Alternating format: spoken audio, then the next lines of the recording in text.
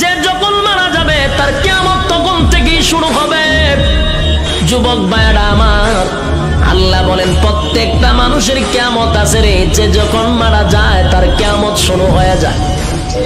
যেদিন মারা যাবেন আল্লাহ বলেন হিসাব নেওয়ার জন্য আল্লাহ পুনরায় আবার আমাদেরকে দাঁড় করাবে। আলোচনার শুরুতে একটা কথা বলছিলাম, আমরা কিন্তু এই পৃথিবীতে পরীক্ষা দিতে আসছি, ইয়াদ আছে? পরীক্ষা দিতে আসছি। বলুন তো রেজাল্টটা কোথায় দিবে? রেজাল্ট কিন্তু পরকালে হবে। আল্লাহ কয় রেজাল্টটা দেখানোর জন্য আবার তোদেরকে পুনরায় আমি জীবিত করব। আল্লাহ বলেন সিংহে যখন ফুঁক দিব সব ধ্বংস হয়ে যাবে রে। সব ধ্বংস হওয়ার পরে সর্বপ্রথম আমি আবার জীবিত করব ইসরাফিল আলাইহিস সালাতু ওয়াস সালামকে। আবার আল্লাহ বলবেন সিংহে ফু মার।